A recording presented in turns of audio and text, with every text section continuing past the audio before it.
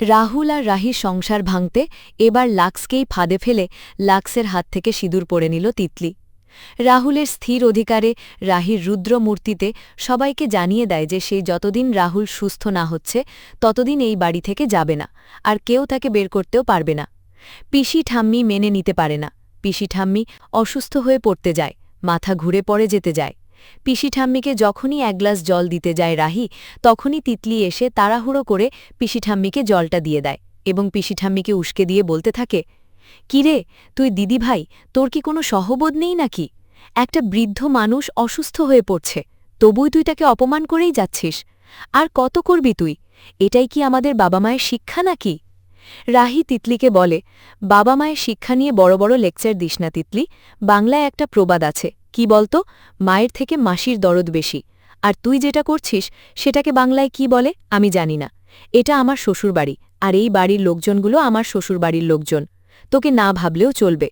অন্য কেউ হলে ঘাড় ধাক্কা দিয়ে বের করে দিত, কিন্তু যেহেতু তুই আমার বোন, তাই এসেছিস যখন একটু মিষ্টিমুখ কর, তারপর এখান থেকে বিদায় নে।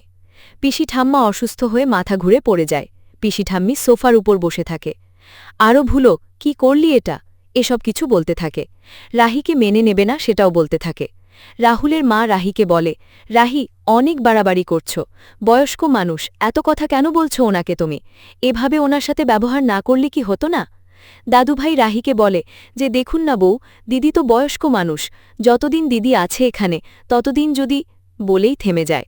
রাহির রুদ্র মূর্তিতে বলে, দাদুভাই, পিসি ঠাম্মি আমার গুরুজন মানুষ, যদি আমি অন্যায় করে থাকি আমাকে শাস্তি দেবেন, তবে পিসি ঠাম্মি যেন আমার উপর রাগ না করেন। আসলে চোরের ওপর রাগ করে গৃহস্থ যদি মেঝেতে বসে খায়, সেটা দেখতে কেমন দেখা যায়?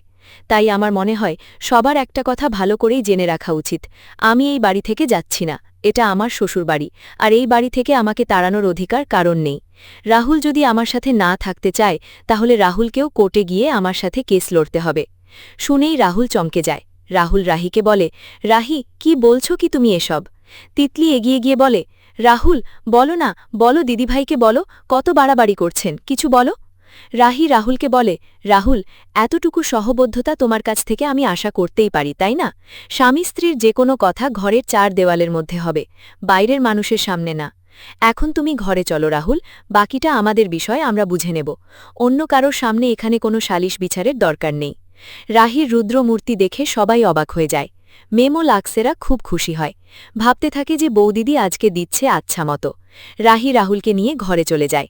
তিতলি ন্যাকাবোকো করে বলে রাহুলের মাকে, অ্যান্টি, দেখলেন তো দিদিভাইয়ের কি ব্যবহার? এই কি আমাদের মা বাবার শিক্ষা বলুন তো? রাহুলের মা তিতলিকে বলে, মা বাবার শিক্ষা? তুমি মা বাবার শিক্ষা নিয়ে এত বড় বড় কথা বলছো? দুদিন আগে তুমি দিদির গহনাগুলো চুরি করেছ, আজ তারপর তুমি আমার মা বাবার শিক্ষা নিয়ে এত বড় বড় কথা বলছো? তোমাদের পরিবারের শিক্ষা নিয়ে আমি আর কোনো কথা বলতেই চাই না। রাহুলের বাবা এগিয়ে আসে এবং তিতলিকে বলে, তিথি, শুনো শুনো, এদিকে এসো, আমি তোমাকে বলছি। আসলেই তো কি জাদ্রিন দিদি পমার, তাই না বলো? তিতলি রাহুলের বাবাকে বলে, হ্যাঁ অ্যাঙ্কেল, দেখলেন তো কি জাদ্রিন, বড়দের কাউকে সম্মান করে না, কিভাবে মুখে মুখে তর্ক করে গেল, কি বাজে ব্যবহার দিদিভাইয়ের। রাহুলের বাবা তিতলিকে বলে, তাহলে বোঝো, সবাইকে জব্দ করে ফেলেছে, পিসি ঠাম্মির কি অবস্থা করেছে।